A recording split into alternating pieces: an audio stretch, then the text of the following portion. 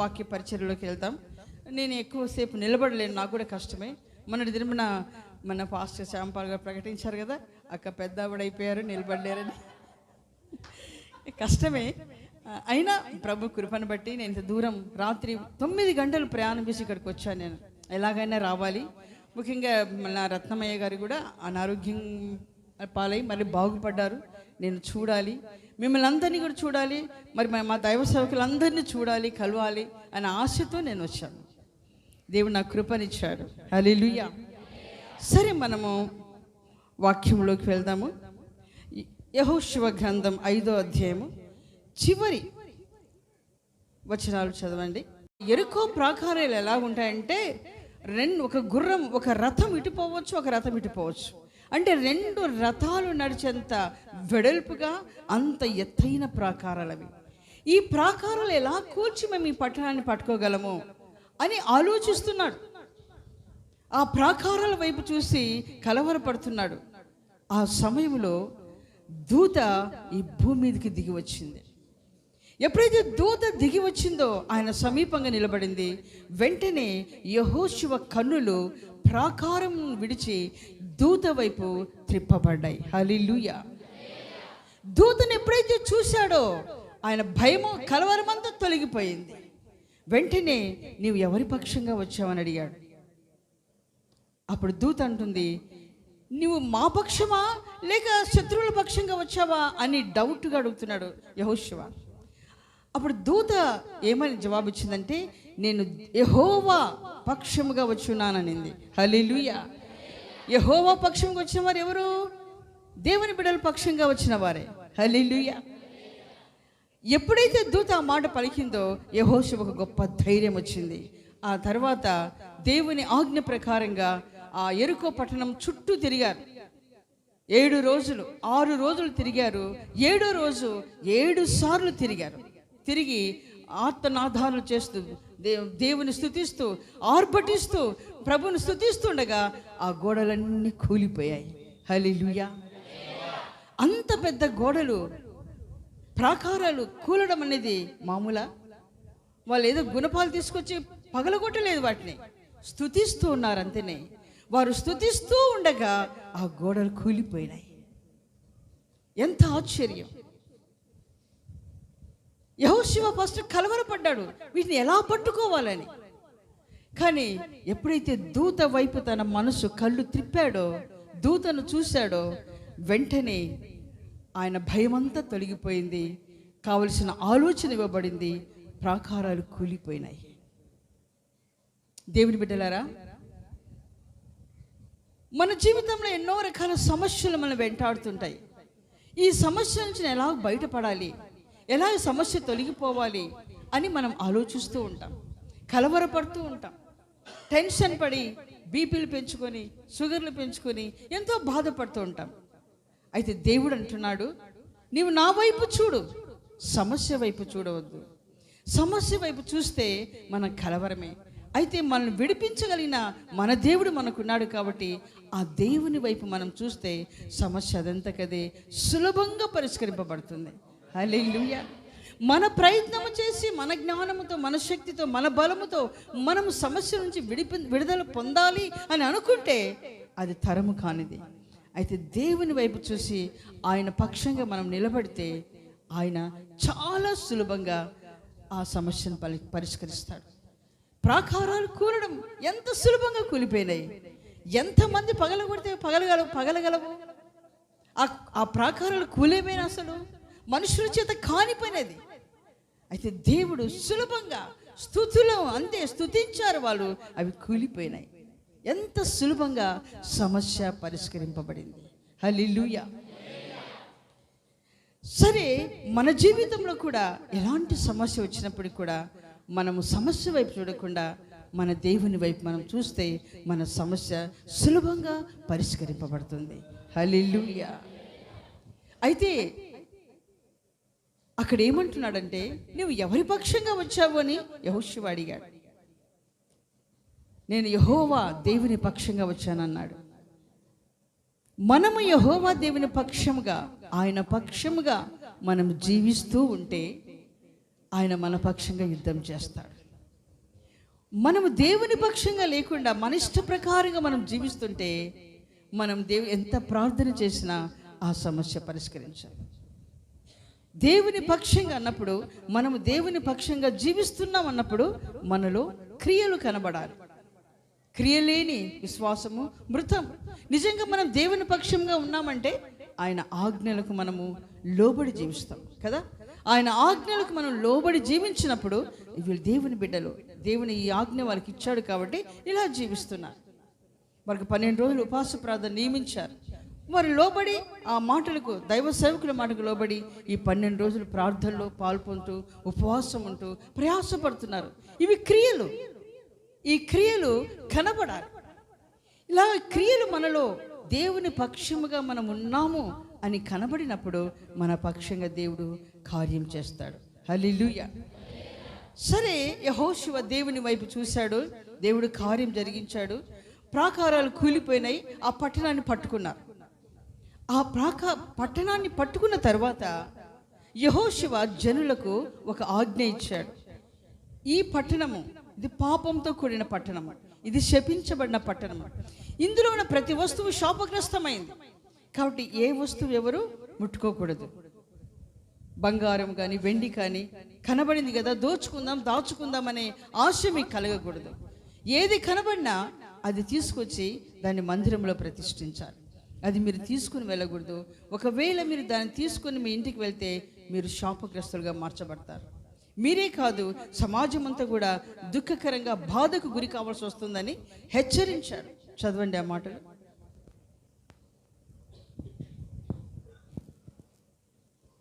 అందుకు యెహోవా, రెఫరెన్స్ 15 కాదు.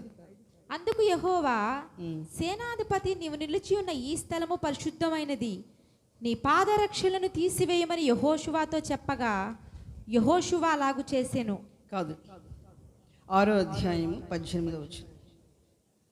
శపింపబడిన దానిలో కొంచెమైనను మీరు తీసుకుని ఎడల మీరు శాపగ్రస్తులై ఇశ్రాయేలీల పాలెమునకు శాపము తెప్పించి దానికి బాధ కలుగు చేయుదురు. చూసారా, అందులో మీరు ఏదైనా తీసుకుంటే మీరు శాపగ్రస్తులై అవుతారు. అంతేకాదు సమాజం అంతటికి శాపాన్ని చేకూర్చిన వారైతారని హెచ్చరించాడు, ఆజ్ఞాపించాడు తీసుకోకూడదని. సరే, ఇంత పెద్ద యెరికోను జయించిన తర్వాత యెహోషువ మరొక పట్టణం పట్టుకోవడానికి వెళ్తున్నాడు. ఎందుకంటే వారు కనాను ప్రయాణంలో ఉన్నారు. కనానుకు వాళ్ళు వెళ్ళాలి. కనాను ప్రయాణంలో వారికి అడ్డుగా ఏమేం పట్టణాలు వస్తున్నాయో వాటన్నిటిని జయిస్తూ జయిస్తూ జయిస్తూ ఆ కనాను చేరాలి. ఇలా ప్రయాణంలో యెరికో వచ్చింది, యెరికోను జయించారు. నెక్స్ట్ హాయి అని ఒక పట్టణం వచ్చింది. ఇప్పుడు ఆ పట్టణాన్ని పట్టుకోవాలి. అది చాలా చిన్న పట్టణం. ఈ చిన్నది కదా, ఇంతమంది సైన్యం ఎందుకని కొద్ది మంది సైన్యంతోనే యెహోషువ పట్టణం మీదకి వెళ్ళాడు. అయితే అక్కడ యెహోషువ ఓడిపోయాడు, చిత్తుగా ఓడిపోయాడు. వెంటనే యెహోషువకు చాలా దుఃఖం వచ్చింది, ఏడుపు వచ్చింది. బట్టలన్నీ చింపుకొని దేవుని యొద్ద ముఖాలుని ప్రార్థన చేస్తున్నాడు. ప్రభా, ఏమిటి సమస్య? ఎందుకు ఇంత చిన్న పట్టణం మీదట మేము ఓడిపోయాం? నీవు అడుగుపెట్టిన ప్రతి స్థలం నీకు స్వాస్థ్యంగా ఇస్తానని నువ్వు వాగ్దానం చేశావు కదా. యెహోషువకు దేవుడు వాగ్దానం చేశాడు. మోషే తర్వాత యెహోషువ నాయకత్వంకు వచ్చాడు స్థానంలోనికి. చిన్నవాడు. అప్పుడు దేవుడు ఆయన బలపరిచి ధైర్యపరిచి నీవు అడుగుపెట్టే ప్రతి స్థలం నీకు స్వాస్థ్యంగా ఇస్తాను అని వాగ్దానం చేశాడు. ఇప్పుడు ఏమైంది ఈ వాగ్దానం? ఎందుకు ఈ చిన్న హాయి పట్టణం ఎదుట మేము ఓడిపోవాల్సి వస్తుందని ఏడుస్తున్నాడు, అంగలారుస్తున్నాడు. అప్పుడు దేవుడు అన్నాడు, ఎందుకు ఏడుస్తున్నావు? నువ్వు లేయి పైకి. నీ సమాజంలో సంఘములో ఒకరు పాపం చేశారు. ఆ ఒక్కరి పాపమును బట్టి మీకు అపజయము కలిగింది అని దేవుడు చెప్పాడు. అప్పుడు ఎవరు పాపం చేసిందని అందరినీ పరిశీలించారు. గోత్రాలు అందరినీ పిలిచి అడిగితే చివరికి ఒక వ్యక్తి బయటకు వచ్చాడు. ఆయన పేరు మీకు తెలుసా? ఆకాన్. ఆయన ఒక బంగారము, సీనాయి వస్త్రాలు, వెండిని ఆశించి దాన్ని తీసుకెళ్ళి తన ఇంట్లో దాచుకున్నాడు. ఆజ్ఞ బయలుదేరినప్పటికీ యెహోషువ ఖచ్చితంగా ఆజ్ఞాపించాడు. ఆ ఆజ్ఞ ఉన్నప్పటికీ ఆజ్ఞను ఉల్లంఘించి ఆకాన్ ఆ పని చేశాడు. యుద్ధము అంటే మన భాషలో ఇప్పుడు ప్రార్థనే ఒక యుద్ధం మనకు. హల్లెలూయా. మనమందరం ఇప్పుడు ఇక్కడ కూర్చొని యుద్ధము చేస్తున్నాం. సమస్యల మీద, వ్యాధుల మీద, పరిస్థితుల మీద ఒక్కొక్క విషయం మనం ప్రార్థన చేసి వాటిని మనం జయిస్తున్నాం. కరోనానే ఉంది, కరోనా గురించి అందరూ ప్రార్థన చేస్తున్నాం. కరోనా ఇప్పుడు తగ్గిముఖం పట్టింది, కారణం ప్రార్థన. అంటే దాన్ని జయిస్తున్నాం మనం. మన ప్రార్థన ద్వారా ఆ శోధనను, ఆ సమస్యను మనం జయిస్తున్నాం. ఇక్కడ కూర్చున్న మనందరికీ ప్రతి ఒక్కరి జీవితంలో, ప్రతి గృహంలో ఏదో ఒక సమస్య ఉంటుంది. ఆ సమస్యను మనం జయించడానికి మన ఆయుధం ఏమిటి? ప్రార్థనే మన ఆయుధం. యెరికోను జయించారు వాళ్ళు. యెరికో అంటే పాపం, శపితమైనది, అది శాపగ్రస్తమైనది. అందులో ఉన్నవారు శపించబడిన వారు. అది మనకు వద్దు, అందులో ఏది మీరు ముట్టకూడదు. అంటే మన జీవితంలోనికి పాపం రాకూడదు. పాపం మన జీవితంలోకి వస్తే మనం శాపగ్రస్తులం అయిపోతాం. మనమే కాదు, మన కుటుంబం, మన సమాజం అంతా కూడా శపించబడుతుంది. వద్దు అని యెహోషువ ఆజ్ఞాపించినప్పటికీ ఆకాను ఆజ్ఞను ఉల్లంఘించి ఆశ, దురాశ, ఆయన దురాశ ఆయనలో రేగినందువల్ల ఆజ్ఞను ఉల్లంఘించి శపితమైనవి తీసుకున్నాడు. అంటే ఆయన హృదయంలో పాపం దాచుకున్నాడు. కూర్చున్న మనం అందరం కూడా ప్రార్థన చేస్తున్నాం. ఒక సమస్య ఏదో ఒకటి ప్రార్థన చేస్తున్నప్పుడు మీలో ఎవరో ఒకరు పాపంలో ఉన్నారు.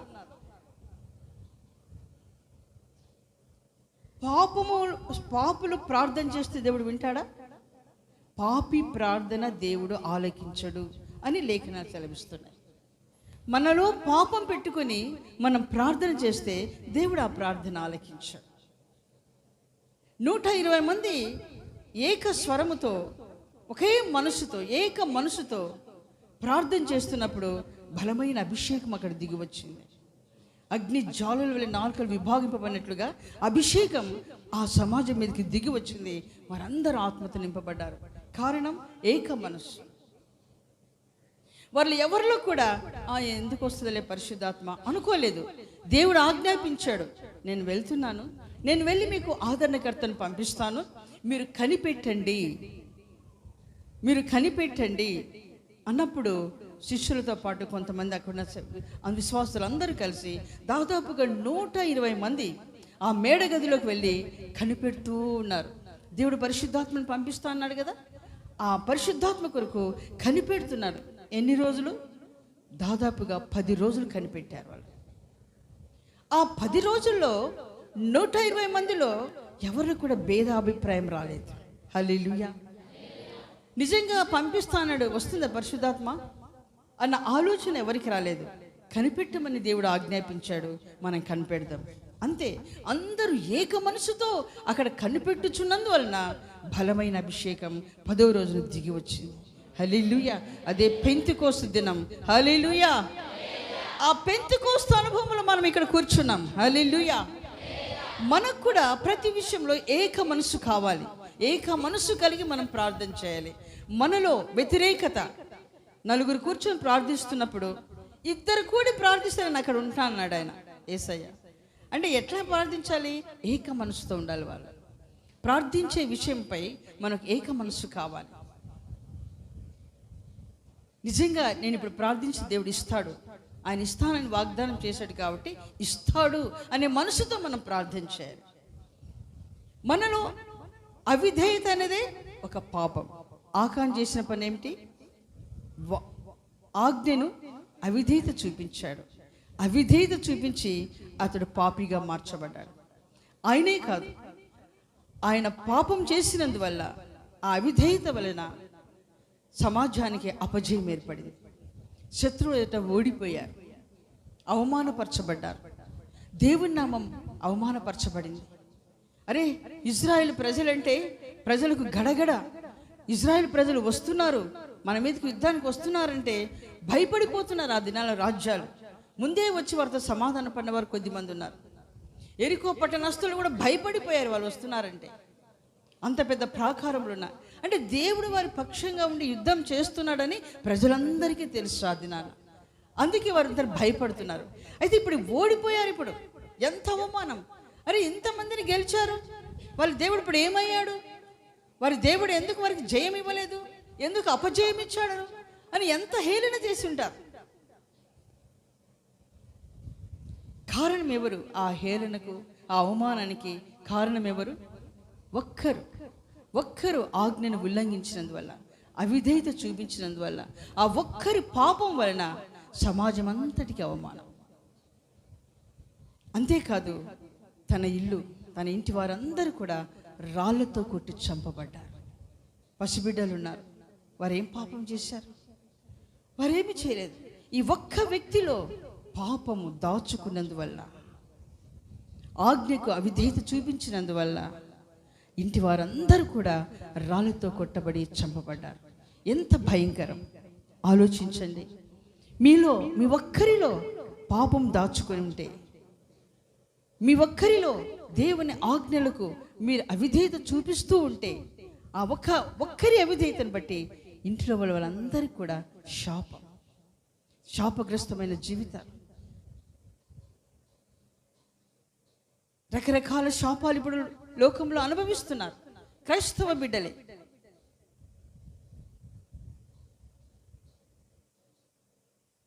ఎందుకు ఈ శాపం? కారణం అవిధేయత.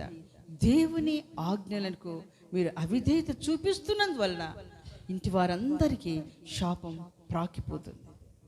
సంఘానికి శాపం. ఒక్క అవిధేయత, ఆ ఒక్క అవిధేయత వలనే ఆదాము తోటలో నుంచి బయటికి గెంటి వేయబడ్డాడు. స్థానాన్ని పోగొట్టుకున్నాడు. దేవుని తోటలో ఉన్న స్థానాన్ని పోగొట్టుకున్నాడు ఒక్క అవిధేయత వలన. అలాగే మన జీవితంలో అన్ని ఆజ్ఞలు పాటిస్తున్నాం, ఆ ఒక్కటే నేను చేయట్లేదండి, అది ఒక్కటే నేను చేయట్లేదు, అంత బాగానే ఉంది, చక్కగా చర్చకు వస్తున్నాం, అన్ని ప్రార్థనలో పాల్పొందుతున్నాం, ప్రార్థన చేస్తున్నాం, అన్నీ చేస్తున్నాం, ఒక్కటే కొదవ. ఆ ఒక్కదాన్ని బట్టి మనం శాపగ్రస్తులుగా మార్చబడతాం.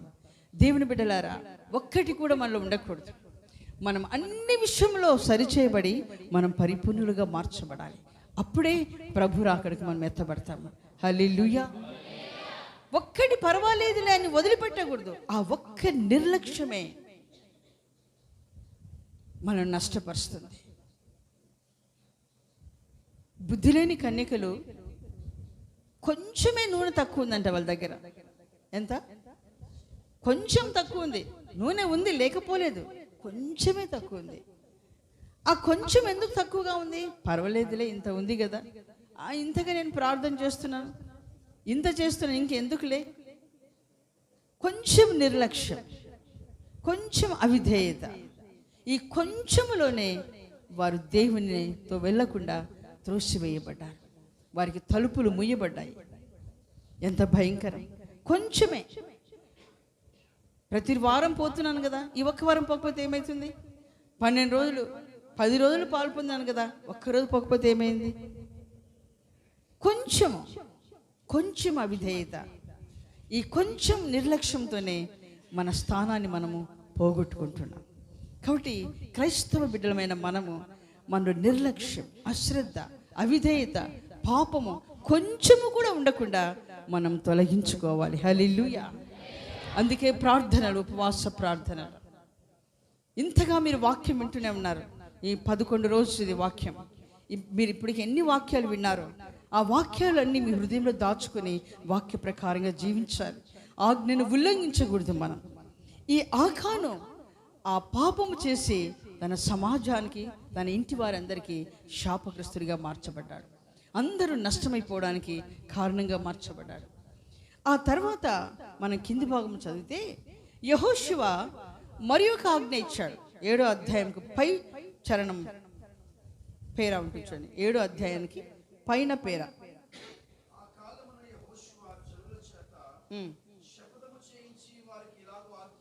వారికి ఇలాగూ ఆజ్ఞాపించను, ఎవడు ఎరికో పట్టణమును కట్టించపూనుకొనునో వాడు యెహోవా దృష్టికి శాపగ్రస్తుడగును. వాడు దాని పునాది వేయగా జ్యేష్ఠ కుమారుడు చనిపోవును. దాని తలుపులు లేవనెత్తగా వాని కనిష్ట కుమారుడు చచ్చును. చాలు, చూసారా? ఎరుకు అంటే చెప్పేది ఏమిటి? పాపం శాపగ్రస్తమైంది. ఆ పట్టణాన్ని ఎవరైనా కట్టించాలని అనుకుంటే వారు శాపగ్రస్తులైపోతారు. కట్టించడమే కాదు, కట్టించాలని అనుకుంటే చాలు వారు శపించబడతారట. దేవుని ఆజ్ఞ. కట్టలేదు, కట్టినందుకు కాదు, కట్టించాలని అనుకుంటే, మనస్సులో పాపం చేస్తే చాలు. పాపము చెయ్యాలి అని మనసు వస్తే చాలు. పాపము చేయాలని మనసు వచ్చిన వెంటనే దేవుని దృష్టిలో మనం ఎలాగ మారిపోతాము? శాపగ్రస్తులుగా మార్చబడతాం. ఎందుకు? దేవుడు మనను తన రక్తం ఇచ్చి, తన ప్రాణం ఇచ్చి మనను విమోచించాడు. మన కొరకు మనం భరించవలసిన శాపమంతా ఆయన సిలువలో భరించాడు. మనం చేసిన పాపమంతటికి ఆయన శిక్ష అనుభవించి మనకు విడుదల ఇచ్చాడు. విడుదల పొందిన మనము తిరిగి మరలా ఆ పాపము మన మనసులో వస్తే, తిరిగి ఆ పాపం చేయాలని ఆలోచన మనకు వస్తే మనం శాపగ్రస్తులుగా మారిపోతాం. చెయ్యలేదు, ఇంకా చెయ్యాలి అనే మనసు వస్తే చాలు శపించబడతాం. దేవుని బిడ్డలారా, ప్రభు మనం రక్షించాడు. ఎందుకు మన కొరకు ఆయన ప్రాణం పెట్టాడు? ఎందుకు మనం పొందవలసిన శిక్షను పొందాడు? మీరు ఎన్నోసార్లు వినింటారు సిలువ విషయం. సిలువలో ఆయన పొందిన శ్రమలు మీరు చూసి ఉంటారు, చాలామంది సినిమాలలో చూసి ఉంటారు. ఎంత భయంకరమైన వేదన ఆయన అనుభవించాడు. ఎందుకు అంత వేదన అనుభవిస్తూ కూడా ఆయన శ్రమనుగా ఎంచుకోలేదంట. ఆయన ఎదుట ఒక ఆనందం ఉందంట. ఆ ఆనందం కొరకు ఆ శ్రమను, ఆ అవమానాన్ని ఆయన భరించాడు. హల్లెలూయా, హల్లెలూయా. ఆ శ్రమను, అవమానాన్ని ఆయన భరించాడు. ఆయన ఎదుట ఒక ఆనందం. ఎవరా ఆనందం? ఏమిటా ఆనందం? సంఘం ఆయన ఆనందం. హల్లెలూయా. సంఘము ఆయన వలె మార్చబడి ఆయన ప్రక్కలో రేపు కూర్చోబోతుంది. ఈ సంఘాన్ని దేవుడు, పెళ్లి కుమార్తె సంఘాన్ని వివాహం చేసుకోబోతున్నాడు. హల్లెలూయా. మనము ఆయన ఎదుట ఆనందంగా ఉన్నాము కాబట్టి ఆయన సిలువను భరించాడు, అవమానాన్ని సహించాడు. కారణం మనల్ని చూస్తున్నాడు. ఆయన కళ్ళెదుట మనం ఉన్నాం. కొరడా కనబడట్లేదు ఆయనకు. మనుషుడు హేళన చేస్తుంటే కనబడట్లేదు. ముఖం మీద ఆయన మీద ఉమ్మి వేస్తుంటే అది ఆయన తుడుచుకుంటున్నాడు, కనబడట్లేదు. అది చెంపల మీద వెంట్రుకలు పీకుతున్నారు, అది కనబడట్లేదు. ఆయన వస్త్రాలు చీల్చి పంచుకున్నారు, దాన్ని చూడట్లేదు ఆయన. అరే, నన్ను ఇంతగా హేళన చేసి అవమానపరుస్తున్నారే, దాన్ని తలంచట్లేదు. ఆయన మన వైపే చూస్తున్నాడు. హల్లెలూయా. మన వైపే చూస్తున్నాడు ఆయన. మనం ఏ విధంగా సరే మనం రక్షింపబడి ఆయన వలె మార్చబడి రేపటి దిన సింహాసనంలో ఆయన ప్రక్కలో కూర్చోబెట్టుకోవాలి. అదే ఆయన ఆశ. హల్లెలూయా. ఒకసారి అందరు చప్పట్లు కొట్టండి. హల్లెలూయా. ఆయన ప్రక్కలో మనం కూర్చోబెట్టుకోవాలనుకుంటున్నాడు. ఎంత ధన్యుల మనము. అసలు మనం ఎవరమండి?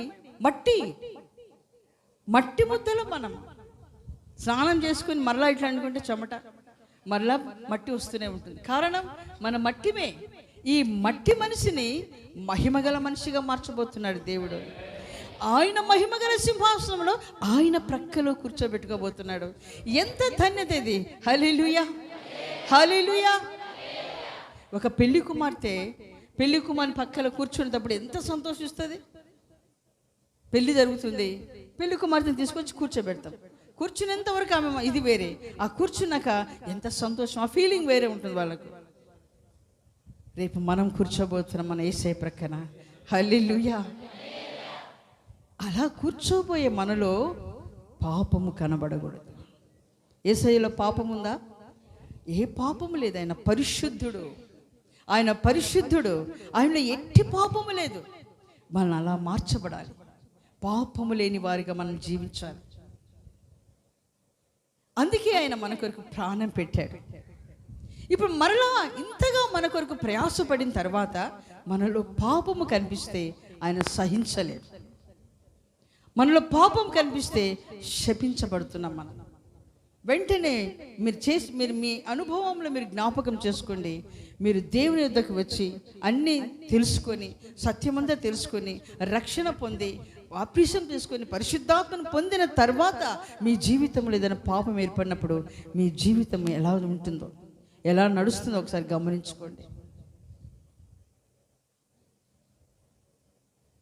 మీకేమైనా సంతోషం ఉంటుంది? అప్పుడు ఉండదు.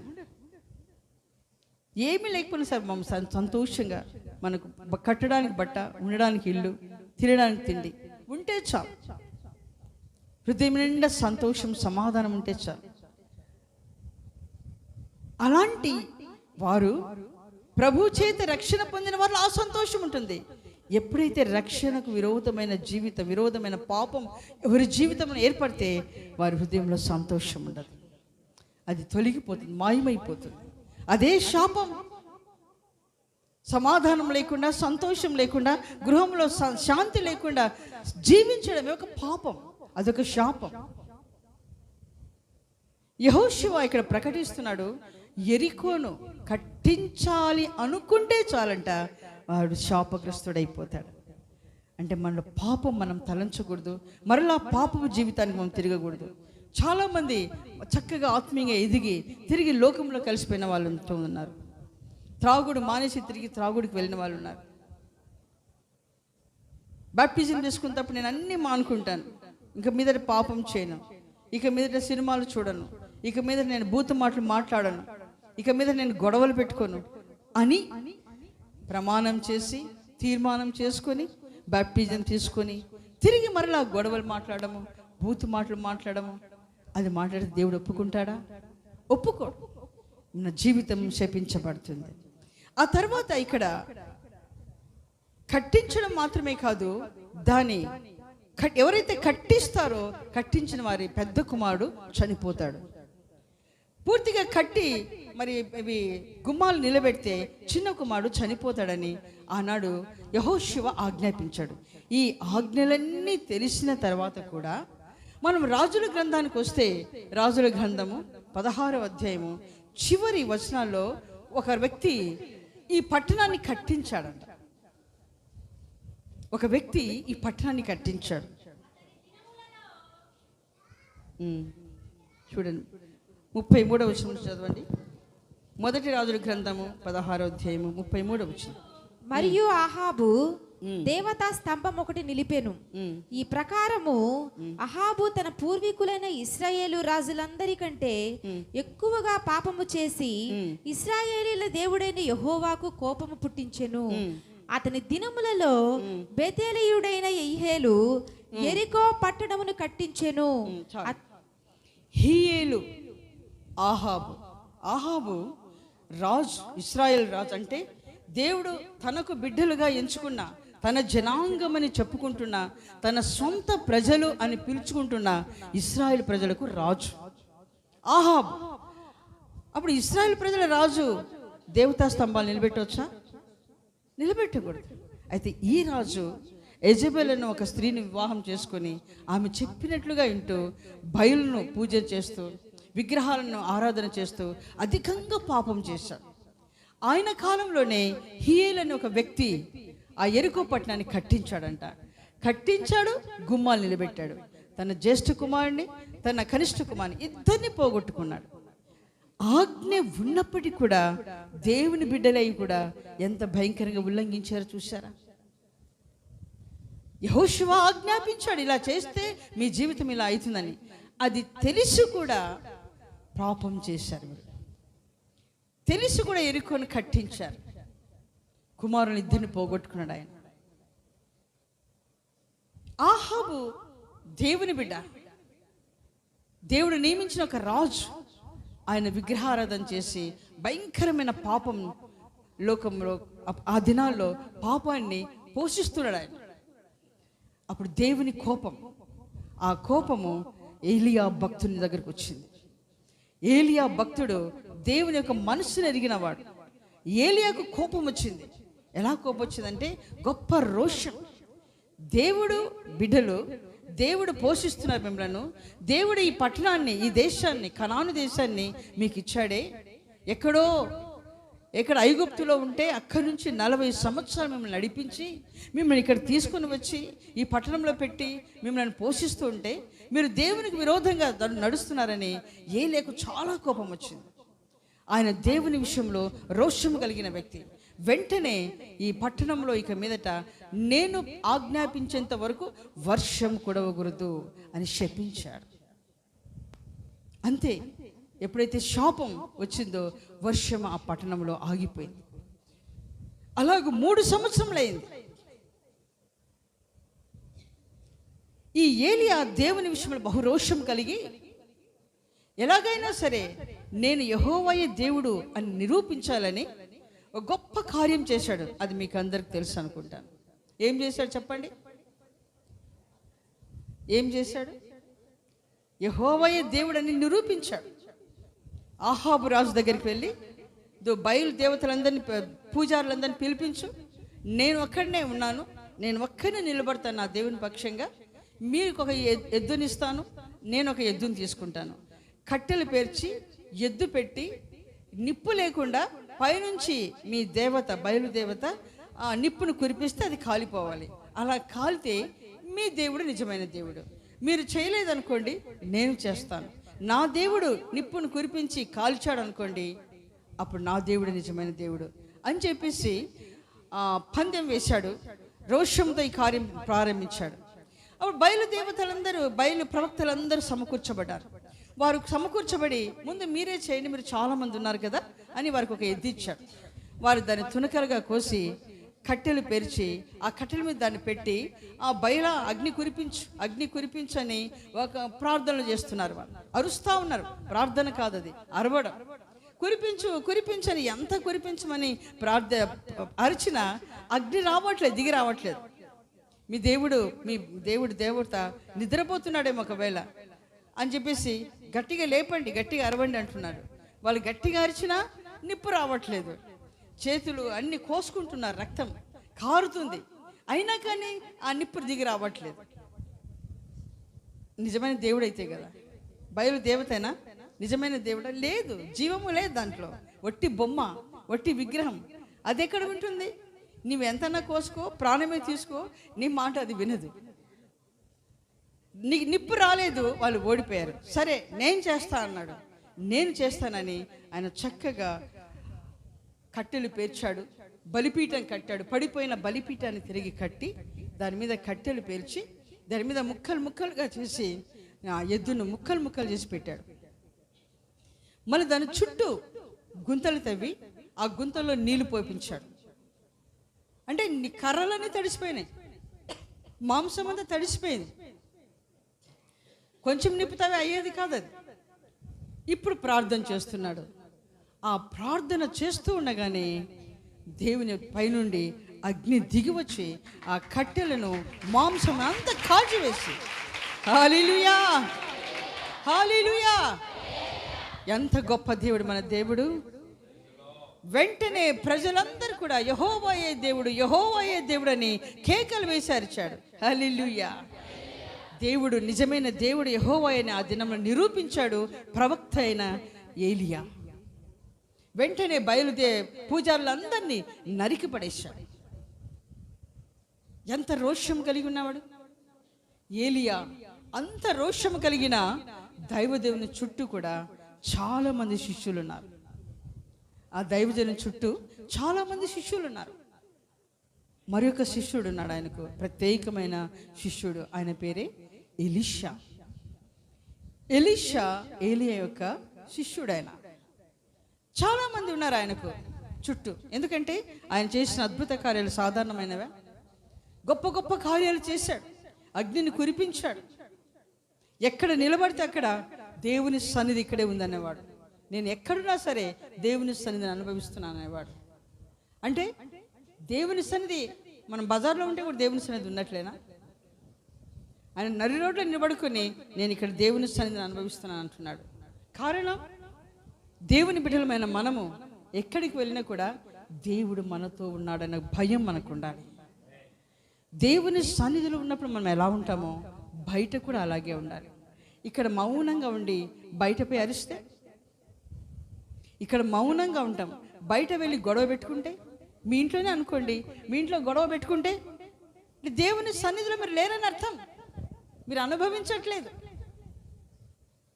మనం ఎక్కడున్నా కూడా దేవుని సన్నిధిని అనుభవించే స్థితిలో మనం ఉండాలి. హల్లెలూయా. ఆయన సన్నిధి మనతో ఎప్పుడుగా ఉంటే మనకి ఏ కొరత ఉండదు, మనకి ఏ లోపం ఉండదు, ఇలాంటి కీడు మనల్ని ఆవరించదు. ఆయన సన్నిధి మనతో ఉండాలి. అలా ఉండాలంటే ఇక్కడ ఎలా ఉంటామో ఇంట్లో కూడా అలాగే ఉండాలి, ఇక్కడ ఎలా ఉంటామో బయట బజార్లో కూడా అలాగే ఉండాలి. మన మనసు, మన తలంపు, మన ఆలోచనలు, మన నోటి మాటలు ఇక్కడ ఎలా ఉండాలనో అక్కడ కూడా అలాగే ఉండాలి. హల్లెలూయా. అప్పుడే మనం దేవుని సన్నిధిని అనుభవిస్తున్నట్లు. అంత తీవ్రమైన ప్రతిష్ట కలిగిన ఏలియాకు చాలామంది శిష్యులు ఆయన చుట్టూ ఉన్నారు. అయితే ఒకరోజు అంత గొప్ప దైవజనుని దేవుడు పిలిచాడు. నేను తీసుకెళ్తాను, నేను పైకి తీసుకెళ్ళిపోతున్నాను, పలానా స్థలానికి రమ్మని పిలిచాడంట ఏలియా భక్తుడిని. అప్పుడు ఏలియా భక్తుడు వెళుతున్నాడు. వెంటనే ఎలీషా ఆయన వదిలిపెట్టట్లేదు. నేను నీతో కూడా వస్తా అని చెప్పేసి వెంటనే వెళ్తున్నాడు. అలా వెళ్తుంటే ఒక ప్రాంతం నుంచి ఒక ప్రాంతం, ఒక ప్రాంతం నుంచి ఒక ప్రాంతం, గిల్గాలు నుంచి బేతేలుకి వెళ్ళారు. ఎలీషా, నువ్వు ఇక్కడే ఉండు గిల్గాల్లో, నేను బేతేలుకి వెళ్తాను, అక్కడ నాకు దేవుడు నన్ను అక్కడ రమ్మని పిలిచాడు, నువ్వు ఇక్కడే ఉండు అన్నాడు. నేను కూడా నీతోనే వస్తాను. నీవు దేవుడే నిన్ను పిలిచాడు నిజమే, నీవు దేవుని వెంబడిస్తున్నావు, నేను నిన్ను వెంబడిస్తున్నాను. హల్లెలూయా. కాబట్టి నువ్వు అక్కడికి వెళ్తే నేను కూడా అక్కడికే వస్తాను అని బయలుదేరినాడు. లేదు సరే బేతేలుకి వెళ్ళారు. చూడు, బేతేల్లో పెద్ద సంఘం ఉంది, దాదాపు 500 మంది ఉంటారు సంఘంలో. మరి ఈ సంఘం నీకు అప్పగిస్తున్నాను, నువ్వు ఇక్కడే ఉండు, నేను ఎరికోకి వెళ్ళిపోవాలి అని ముందుకు సాగుతున్నాడు. లేదు నాకు సంఘం కాదు, ప్రజలు కాదు ముఖ్యము, నాకు నీవే ముఖ్యం అని మళ్ళీ ఆయన్నే వెంబడిస్తున్నాడు. హల్లెలూయా. అబ్బా, 500 మంది సంఘం దొరికింది, చాలే, హాయిగా 500 ఉంది కదా, చాలా డబ్బులు వస్తాయి, హాయిగా తినొచ్చు, హాయిగా ఉండొచ్చు, చక్కగా జీవితం గడపచ్చు అని అనుకోలేదు ఎలీషా. లేదు నేను నిన్నే వెంబడిస్తాను, నువ్వు ఎక్కడికి వెళ్తే నేను అక్కడికే వస్తానని మరలా బయలుదేరినాడు. చివరికి నేను యోర్దానికి వెళ్ళిపోతున్నాను అని చెప్పాడు. నేను అక్కడికే వస్తాను, అక్కడికి వెళ్ళాడు. ఇక లాస్ట్కు ఏలియా, ఎలీషా నీకు ఏం కావాలి, అసలు నన్ను ఎందుకు ఇట్లా వెంబడిస్తున్నావు, నీకు ఏం కావాలి అని అడిగాడు. అప్పుడు ఎలీషా అన్నాడు, నీలో ఉన్న ఆత్మ ఉందే, ఆ ఆత్మ నాకు 2 పాలు కావాలన్నాడు. హల్లెలూయా, హల్లెలూయా. ఆయన ఆశ చూసారా? 500 సంఘం, 1000 మంది సంఘం వద్దు, నాకు వద్దు, నీలో ఉన్న ఆత్మ 2 నాకు కావాలన్నాడు. హల్లెలూయా. ఎంత గొప్ప ఆశ అండి. వీళ్ళు ఎవరికైనా ఆశ కలుగుతుంది ఎప్పుడైనా? దైవ సేవకుడు ఇన్ని గొప్ప కార్యాలు చేస్తున్నాడే, ఇన్ని ఘనకార్యాలు చేస్తున్నాడు, ఇంతగా వాడబడుతున్నాడు, నేను కూడా అలా వాడబడాలి అనే ఆశ కలుగుతుందా? ఎలీషా కలిగింది. చాలా మంది శిష్యులు ఉన్నారు చుట్టూ, వాళ్ళు ఎవరు వెంబడించట్లేదు. మళ్ళీ చెప్తున్నాడు, ఎందుకంటే ఎలీషా అంటే ఏలియాకు చాలా ఇష్టంలే, ఎందుకంటే ఎలీషా చేతుల మీద నీళ్లు పోసే ఏలియా అని ఒక పేరుంది కదా, అంటే ఎప్పుడు నీళ్లు పోస్తుంటాడంటే ఎప్పుడు ప్రక్కనే ఉంటాడని అర్థం. చేతుల మీద నీళ్లు పడడం అంటే ఏంటి? ఆయన ఎప్పుడు తిన్నా, ఎప్పుడు ఏం చేసినా చేతులు కడిగిస్తుంటాడు పక్కన ఉండి, అంటే ఎప్పుడు ప్రక్కనే ఉంటాడు. కాబట్టి ఏదో గుసగుస చెప్పినట్లున్నాడు, నువ్వు నన్ను వెంబడించు అని, అందుకే ఆయన వెంబడిస్తున్నాడులే అని తక్కిన శిష్యులు చూస్తున్నారు, కానీ వాళ్ళు వెంబడించట్లేదు. మరలా ఎలీషాకు చెప్తున్నారు, ఎలీషా ఈ దినమున నీ గురువును తీసుకుని వెళ్ళిపోతాడు దేవుడు, జాగ్రత్త అని చెప్తున్నారు. నాకు తెలిసిన మీరు మౌనంగా ఉండమన్నాడు. అందుకని ఎలీషా వెంబడిస్తాడు, కానీ తక్కిన శిష్యులు ఎవరు వెంబడించట్లేదు. వారికి తెలుసు ఏం జరగబోతుందో, తెలిసి కూడా మౌనంగా ఉన్నారు. ఎలీషా అలాగే వెంబడించాడు. చివరికి ఏలి అన్నాడు, సరే నీవు అడిగింది చాలా కష్టతరం, అయితే నేను ఆరోహణమైపోయేటప్పుడు, నన్ను దేవుడు కొనిపోయేటప్పుడు నీ కన్నులు నన్ను చూస్తే నీకు అది కలుగుతుంది అని చెప్పాడు. అప్పుడు కన్నులు నన్ను చూడాలి, చూస్తేనే నీవు అడిగింది నీకు దొరుకుతుంది అని చెప్పాడు. అంటే ఎంత గమనించి చూడాలి. ఎప్పుడు దేవుడు కొనిపోతాడో తెలియదు.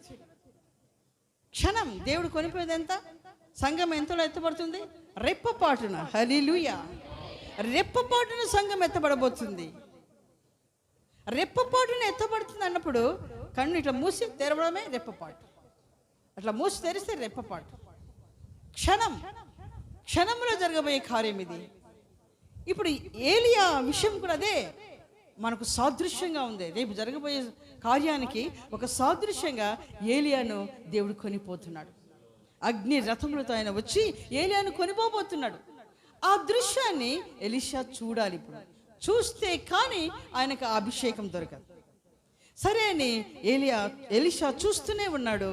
ఆయన అగ్ని రథాలు వచ్చాయి, ఆయన కొనిపోయాడు. కొనిపోయిన తర్వాత ఆయన దుప్పటి క్రింద వేయబడింది. హల్లెలూయా. ఆ దుప్పటే ఒక అభిషేకంగా ఆయన మీకు దిగి వచ్చింది. హల్లెలూయా.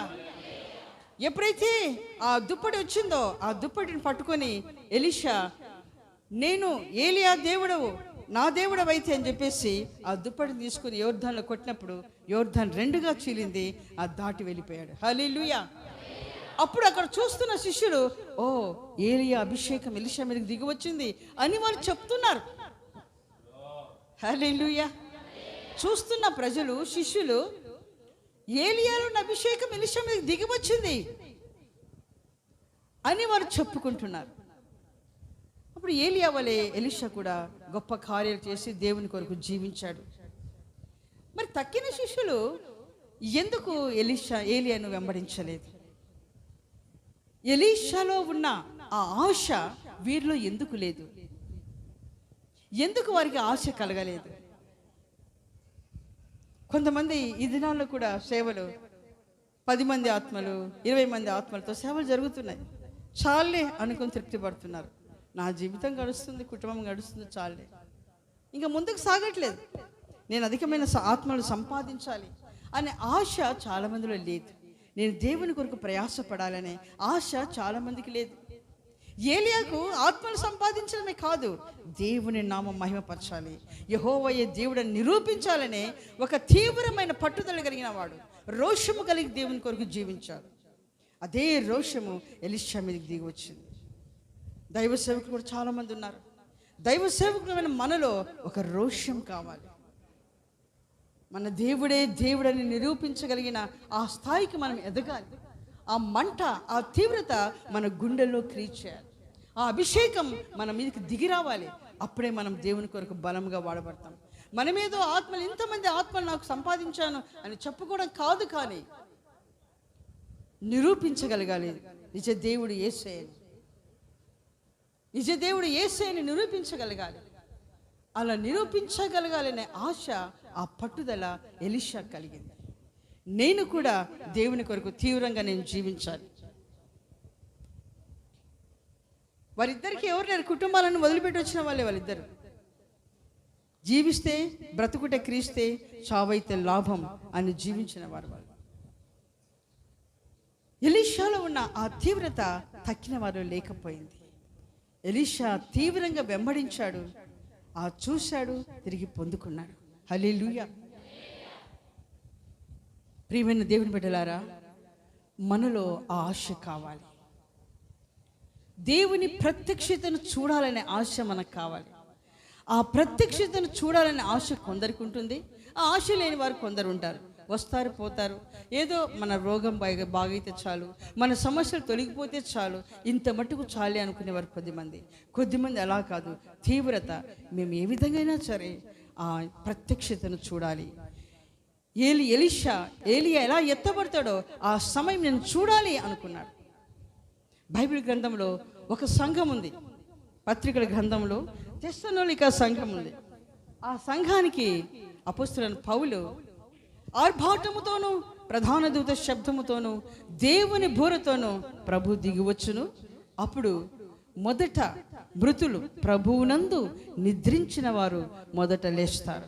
ఆ మీదట సజీవులమై నిలిచిన మనము వారితో పాటు మేఘముల మీద కొనిపోబడతాము. హల్లెలూయా అని అపోస్తలుడైన పౌలు తెస్సలోనిక సంఘానికి రాశాడు. అన్ని సంఘాలకు రాయలేదు. మనము కొనిపోబడతాము అంటే కొనిపోబడతాము అంటున్నాడు. కొనిపోబడగలము అనలేదు. గలము అంటే అలా మనం ఉంటే అది జీవిస్తాము, ఇలా మనం జీవిస్తే అలాగే మనం పోగలము, ఆ అనుభవం మనకు వస్తుంది అని చెప్పడం. మనం కొనిపోబడతాము అంటే నిశ్చయంగా మనమందరం కూడా దేవుని రాకడలో ఎత్తబడతాము అని తెస్సలోనిక సంఘానికి రాస్తున్నాడు. కారణం ఏమిటి? తెస్సలోనిక సంఘాల్లో ఎలీషాలో ఉన్న కొన్ని అనుభవాలు కనబడుతున్నాయి మనకు. హల్లెలూయా. మనం తెస్సలోనిక గ్రంథం మొదటి గ్రంథం 1వ అధ్యాయం 1 నుంచి మనం 10 వరకు చివరి వరకు చదువుకుంటే 1వ అధ్యాయంలోనే చాలా విషయాలు రాసి ఉంచాడు. అక్కడ వారిని గురించి చదవండి. 1వ అధ్యాయము 10వ వచనం. మీ యొద్ద మాకెట్టి ప్రవేశము కలిగెను, అక్కడ జనులు మిమ్మను గూర్చి తెలియజెప్పుచున్నారు. మరియు మీరు విగ్రహములను విడిచిపెట్టి జీవము గలవాడును సత్యవంతుడునకు దేవునికి దాసులగుటకును దేవుడు మృతులలో నుండి లేపిన యేసు అనగా రాబోవు ఉగ్రత నుండి మనల్ని తప్పించుచున్న ఆయన కుమారుడైన యేసు పరలోకము నుండి వచ్చునని ఎదురు చూచుటకును మీరెలాగూ దేవుని వైపుకు తిరిగితిరో ఆ సంగతి వారే తెలియజేయుచున్నారు. ఆ సంగతి వారే తెలియజేస్తున్నారు. ఎవరు వాళ్ళు? సంఘస్థులు కాదు, అక్కడ చూస్తున్న ప్రజలు. మీ చుట్టూ చాలా మంది ఉన్నారు కదా. ఇప్పుడు సంఘం ఉంది, మీరంతా ఇక్కడ కూర్చున్నారు. మీ ఇంటి చుట్టూ ఈ చుట్టూ కూడా చాలా మంది అన్యులు ఉన్నారు. వారు చెప్తున్నారు ఆ సంఘాన్ని గురించి. హల్లెలూయా.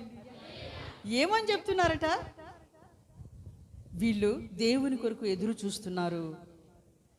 ఈ సంఘస్థులంతా దేవుని కొరకు ఎదురు చూస్తున్నారని వారిని గురించి వారు చెప్పారట సాక్ష్యం. ఇతరులు సాక్ష్యం చెప్పారు. అక్కడున్న దేవుని ఎరగని ప్రజలు వారు చెప్పారు సాక్ష్యం వారి గురించి. అంటే సాక్ష్యం ఎలా చెప్తారు? ఇప్పుడు నా హృదయంలో నేను దేవుని అక్కడికి ఎత్తబడాలని ఆశ ఉంది. నాకున్న విషయం మీకంటే తెలుసు. ఆమె ఎత్తబడాలని సిద్ధపడుతుంది అని ఎలా చెప్పగలరు? ఆ బ్రదర్ ఉన్నారు, ఆ బ్రదర్ సిద్ధపడుతున్నాడు అని చెప్పని ఈ బ్రదర్ ఎలా చెప్పగలడు? ఈ బ్రదర్ చెప్తాడు, సంఘంలో ఉన్నాడు కాబట్టి, ఆయన క్రియలు చూస్తున్నాడు కాబట్టి, ఆయన ఎలా జీవిస్తున్నాడు, దేవుని కొరకు ఎలా జీవిస్తున్నాడో చూస్తున్నారు కాబట్టి సంఘంలో వారికి తెలుసు. బయటి వారు చెప్తున్నారంట. తెస్సలోనిక సంఘాన్ని గురించి బయటి వారు చెప్తున్నారు. ఏమని? ఈ సంఘం దేవుని రాకడ కొరకు ఎదురు చూస్తున్న సంఘం. హల్లెలూయా, హల్లెలూయా. అంటే మన క్రియలు, మన నడవడి, మన నోటి మాటలు, మన ప్రవర్తన అంతా కూడా చుట్టూ ఉన్న ప్రజలు గమనిస్తున్నారు. హల్లెలూయా. మీరు సామాన్యంగా చూడండి, ఎవరైనా వేరే వాళ్ళు అన్యులు తప్పు చేస్తే అంతా పట్టించుకోరు. క్రైస్తవులు తప్పు చేస్తే మీరు క్రైస్తవ బిడ్డలు కదా, మీరు దేవుని బిడ్డలు అంటారు కదా, మీరు ఎందుకు ఈ తప్పు చేశారు అని మనం ప్రశ్నిస్తారు. అందరు ప్రశ్నిస్తారు. మన పేర్లు బయటకు వస్తాయి తప్పు చేస్తే. అదే వేరే వాళ్ళు చేస్తే పట్టించుకోరు. వాళ్ళు అన్యులు, వాళ్ళు అంతేనే, వారి జీవితం అంతేనే. మీరు దేవుని బిడ్డలు కదా, ఇలా ఉండకూడదు, ఇలా చేయకూడదని మీకు నేర్పిస్తున్నారు కదా పాఠాలు. మీరు చెప్తారు కదా ఇతరులకు బుద్ధి. మీరు చెప్తూ మీరెందుకు చేశారు ఈ తప్పు అని మనల్ని ప్రశ్నిస్తారు. కాబట్టి అన్యులు, చుట్టుపక్కల వారు అందరూ కూడా, సమాజం అంతా కూడా మనల్ని అబ్జర్వ్ చేస్తూ ఉంటుంది, మనల్ని గమనిస్తూ ఉంటుంది. వీరేమో చర్చికి పోతున్నారు, ఏమో దేవుడు వస్తాడంటున్నారు, రాకడికి ఎత్తబడతారంట వీళ్ళు, మనమంతా విడవబడతామంట, ఇదేమో చెప్తున్నారు వాళ్ళు. అంతేకాదు, దానికి తగినట్లుగా వాళ్ళు సిద్ధపడుతున్నారు. ఇప్పుడు దేవుని రాకడలో ఎత్తబడాలనుకునే వాళ్ళు ఎలా ఉంటారు చెప్పండి? మన క్రియలు కనబడాలి. వారి ఆస్తి వీరి ఆస్తి ఎంత పోగు చేసుకుంటామా? ఎత్తబడే వాళ్ళకి ఏముంటుంది? ఆస్తి మీద ఆశ ఉంటుందా? ఉండదు. లోకము, లోకాశలు, లోక ఇచ్చలు అన్నీ వదిలిపెట్టేస్తారు. ఇవన్నీ మాకెందుకు? మా ప్రభు వస్తే మేము ఎత్తబడాలి కాబట్టి మేము ఎత్తబడతాం, మాకు ఇవన్నీ వద్దు. తీసుకుంటారా? తీసుకోండి, మాకు అవసరం లేదు. దోచుకునే వారిని అడ్డగించాం, పోండి, మాకు ఇవి ఉంటాయా? రేపొద్దున అన్నీ భూమి ఆకాశంలో లయమైపోతాయి. ఇవన్నీ ఉండవు. మేము మా దేవుని దగ్గరికి వెళ్ళిపోతాం. మాకు ఒక నిత్యమైన స్వాస్థ్యం ఉంది. పరలోకంలో బంగారు వీధులు మేము నడవబోతున్నాం. అక్కడ మాకు పట్టణాలు కట్టబడుతున్నాయి, మాకు ఇండ్లు కట్టబడుతుంది. బంగారు ఇళ్ళలో మేము నివసించబోతున్నాం. హల్లెలూయా. ఈ ఇల్లు, ఇంటి స్థలము మీరు లాక్కుంటున్నారా? లాక్కోండి. దాని కొరకు మనం గొడవ పెట్టుకోం, ప్రార్థన చేస్తాం, అల్లరి చేయము.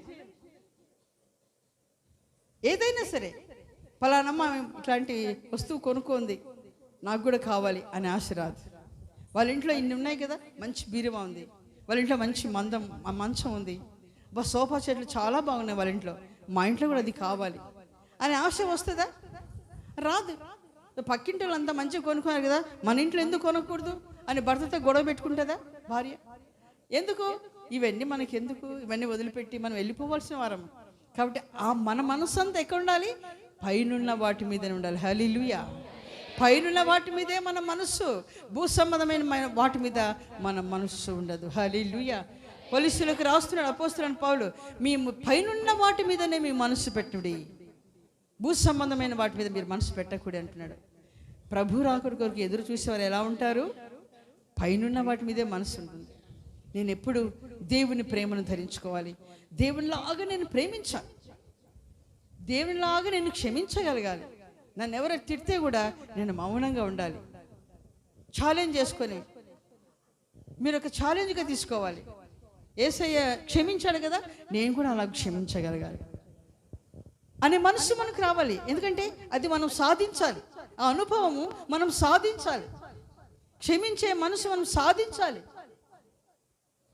పక్కింటి ఆమె నేను ఏమన్నంటే ఓర్చుకోవాలి,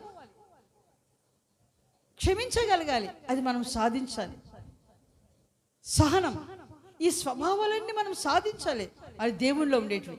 వీటి మీద మన మనసు ఉండాలి.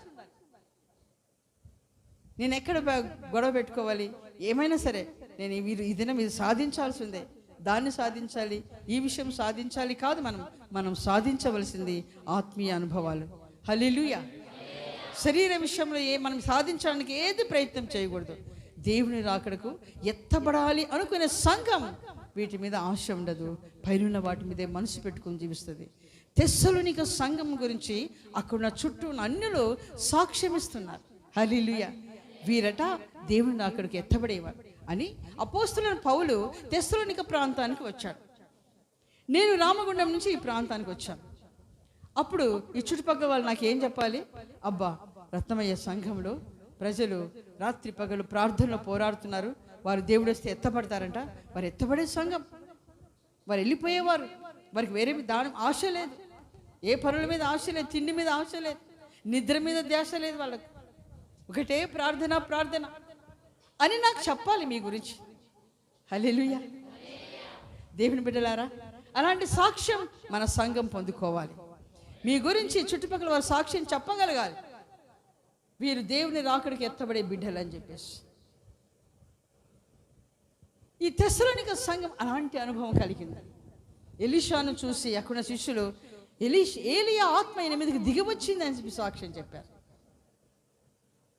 దేవుని ఏలియా ఎలాగ ఎత్తబడతాడని తేరి చూసి అనుభవాన్ని పొందుకున్నాడు ఎలీషా. దేవుని బిడ్డలారా, ప్రభు రాకడ బహు సమీపంగా ఉంది. ఈ చివరి దినాల్లో మనం ఉంటున్నాం. ఆ గ్రంథంలో తెస్సలోనిక చదివితే వారి విశ్వాసంలో బలవంతులట. అంతేకాదు బహుశ్రమలలో ప్రభువుని హత్తుకుని జీవించాలంట. దేవుని రాకడికి ఎత్తబడడానికి సిద్ధపడుతున్న సంఘం కానీ ఒక వ్యక్తి కానీ శ్రమలు తప్పకుండా వస్తాయి. శ్రమలు లేనిదే మనకు పరలోకం లేదు. కాబట్టి భయంకరమైన శ్రమలు మనల్ని ఆవరించినప్పుడు మనం దేవుని కొరకు ఆయన హత్తుకొని మనం జీవించాలి. వాక్యమును వదిలిపెట్టకూడదు, దేవుని వదిలిపెట్టకూడదు. అది ఎలాంటి శ్రమ అయినా సరే హత్తుకొని జీవించాలి. ఈ తెస్సలోనిక సంఘస్థులు అలాగూ జీవించారట. అపోస్తలుడైన పౌలు వారి గురించి సాక్ష్యం చెప్తున్నాడు. భయంకరమైన ఉపద్రవములలో మీరు దేవుని హత్తుకొని జీవించారు, అందుకనే వారు ఎత్తబడడానికి అర్హులుగా మార్చబడ్డారు. హల్లెలూయా. అందుకనే ఆ సంఘానికి మనం ఎత్తబడతామని రాస్తున్నాడు. ఆ ప్రాంతంలో ఒకసారి ఇద్దరు దైవ సేవకులను పౌలును శీలను భయంకరంగా కొట్టారు, హింసించారు, చంపడానికి ప్రయత్నించారు. అప్పుడు తీసుకెళ్ళి ఒక విశ్వాస ఇంట్లో దాచిపెట్టారు. అలాంటి శ్రమలు మన దైవ సేవకులు మేమే ఉన్నాం. ఎవరో వస్తారు, వచ్చి మమ్మల్ని కొడతారు. ఇప్పుడు మీరందరూ ఏం చేస్తారు? మీరందరూ ఏం చేస్తారు చెప్పండి? మేమే ఇక్కడ కూర్చున్న వాళ్ళందరినీ కొట్టి లాక్కపోతారు. మమ్మల్ని ఇక్కడ నుంచి అందరిని లాక్కపోతారు. జైలుకి లాక్కపోతారో, మరి ఏం చేయడానికి లాక్కపోతారో, లాక్కపోవచ్చు మమ్మల్ని. అలా లాక్కపోతున్నప్పుడు మీరేం చేస్తారు? అడ్డొస్తారా? అడ్డొస్తే మిమ్మల్ని కూడా లాక్కపోతారు. పారిపోతారు మీరు. ఒక్కరుండారు, అందరు అమ్మో మమ్మల్ని ఎక్కడ పట్టుకుంటారని పారిపోయే వాళ్ళు ఉంటారు. నిలబడ్డ వాళ్ళు గొప్పవారు. హల్లెలూయా. నిజంగా మీరు నిలబడితే, అలాంటి సమయాల్లో, అలాంటి పరిస్థితుల్లో నిలబడగలిగితే ఎత్తబడే సంఘానికి తగిన అర్హత మీరు పొందుకుంటారు. హల్లెలూయా. ఉపద్రవాలు మనకు రాబోతున్నాయి. మనం చాలా చివరి దినాల్లో ఉంటున్నాం. ప్రభువు అక్కడ బహు సమీపంగా ఉంది. 666 ముద్ర రాబోతుంది. కొన్ని దేశాలు అప్పటికే ముద్ర వేస్తున్నారు. వాళ్ళు తమాషాగా వేసుకుంటున్నారు. ఆ ముద్ర వేసుకుంటే అన్ని కార్డులు దాంట్లో ఉంటాయి. ఆ ముద్ర ఎక్కడ వేయరు, నొసట వేస్తారు లేదా చేతి మీద వేస్తారు. అది బైబిల్లో రాయబడింది. అది నెరవేరపరచబోతుంది. రేపు ఆ పని జరగబోతుంది. అది అసలు అక్టోబర్లో మనం చెయ్యాలని అప్పుడు ఒక అనౌన్స్మెంట్ వచ్చింది. దేవుడు అడ్డగించాడు. ఎందుకో తెలుసా? మనం ఇంకా సంపూర్ణం కాలేదు. నా బిడ్డలు ఇంకా పరిపూర్ణం కాలేదు. నా బిడ్డలు విడవబడకూడదు. ఆ ముద్రకు ఎవరు గురి కాకూడదు. నేను వీరి కొరకు ప్రాణం పెట్టాను, వీరి కొరకు రక్తం కార్చాను, వీరి శిక్షనంతా నేను అనుభవించాను. ఎంతగా అనుభవించిన నా బిడ్డలు మరలా శిక్షకు గురి కావడం నాకు ఇష్టం లేదు. ఎలాగైనా తండ్రి వీరందరూ సిద్ధపడాలి. అంతవరకు ఆగమని దేవుడు ఆపుతున్నాడు. హల్లెలూయా. అంతవరకు జరగవలసినవి కొన్ని ఆపేస్తున్నాడు ఇక దేవుడు. మనం సిద్ధపడలేదు కాబట్టి మనం ఎదురు చూచువారంగా మార్చబడాలి. రేపు ప్రభు వస్తే నేను ఎత్తబడతాను చాలు అనే ఎదురు చూపు మనకు కావాలి. ఆ ప్రత్యక్షత కొరకు ఎదురు చూచి బిడ్డలుగా మనమందరం జీవించాలి. హల్లెలూయా. ఎరికో పాపం మనలో క్రియ చేయకూడదు. ఆ పాపం పూర్తిగా నిర్మూలపరచబడాలి. అది నాశనం కావాలి. అది కొద్దిగా మనలో జీవిస్తున్నా, ఆ పాపం కొద్దిగా మెదులుతున్నా మనం విడవబడతాం. ఆయన రాకడలో విడవబడమే శాపగ్రస్తం. శపించబడిన వారే విడవబడతారు. మనలో కొంచెం పాపం మెదులుతున్నా మనం విడవబడతాం. ప్రియులారా, దేవుడు మనల్ని ప్రేమించి మనకిచ్చిన గొప్ప రక్షణను మనం అనుభవిస్తూ దీన్ని కాపాడుకుంటూ అంతవరకు ఈ రక్షణలో నిలిచి ఉండాలి. ఏ పాపం మనం ఏలకుండా, మనం తాకకుండా మనం కాపాడుకోవాలి. అలా కాపాడుకోవాలంటే ప్రార్థనే మనకు ప్రాకారం. హల్లెలూయా. హల్లెలూయా. ప్రార్థనలో మనం అనుదినము పోరాడువారుగా ఉండాలి. మీరు ఇక్కడ మాత్రమే కాదు, ఇంటికి వెళ్ళిన తర్వాత కూడా ప్రతి దినం కొన్ని గంటలు నియమించుకోండి. ప్రార్థనా సమయం నియమించుకొని ఆ ప్రార్థనలో మీరు పోరాడాలి. ప్రార్థనే రేపు మన ప్రభు రాకడలో ఎత్తబడేది. మెలుకు కలిగి ప్రార్థన చేయుడు అన్నాడు. మీరు శోధనలో ప్రవేశించకుండానట్లు ప్రార్థనలో మెలుకుగా ఉండు అన్నాడు. ఎందుకు? ఆయన చెప్పాడు, శోధనలో ప్రవేశించకుండానే శోధన మేము వస్తుంది మీ దగ్గరికి వస్తుంది. మిమ్మల్ని శోధించి పడగొట్టే అవకాశం ఉంది. కాబట్టి మీరు ప్రార్థనలో మెలుకుగా ఉంటే ఆ శోధకుడి మీద నుండి పారిపోతాడు. హల్లెలూయా. ప్రతిదినము ఆదాము అవ్వలు దేవునితో మాట్లాడుతున్నారా? దేవుడు ప్రతి దినము దిగివచ్చి డైరెక్ట్గా మాట్లాడుతున్నాడు వాళ్ళతో. అట్లా మాట్లాడినా కూడా అవ్వ శోధకుని చేతిలో పడిపోయింది. ఎంత భయంకరం! ఇలాగ మీరు ఎన్ని వాక్యాలు వింటున్నారు ఇప్పటికీ. మీరు సంఘంలో చేర్చబడిన నాటి నుంచి ఇప్పటికి ఎన్ని వేల వాక్యాలు విన్నారో. ఈ వాక్యాలు మన జీవితంలో వ్యర్థం కాకూడదు. కాబట్టి వాక్య ప్రకారంగా మన జీవితాన్ని కట్టుకొని దేవుని రాకడి కొరకు ఎదురు చూచే బిడ్డలుగా మనం జీవిద్దాం. మన ప్రవర్తన, మన క్రియలు, మన విశ్వాసం ఇవన్నీ కూడా రాకడకు ఎదురు చూచే బిడ్డలు వీరు అని సాక్ష్యం ఇతరులు పలకాలి. అట్టి ఉన్నతమైన అనుభవంలో ఆ యోగ్యతతో మనం ఎదిగి రాకడకు ఎత్తబడదాం. అట్టి కృప దేవుడు మీకు అందరికీ అనుగ్రహించునుగాక. ఆమేన్.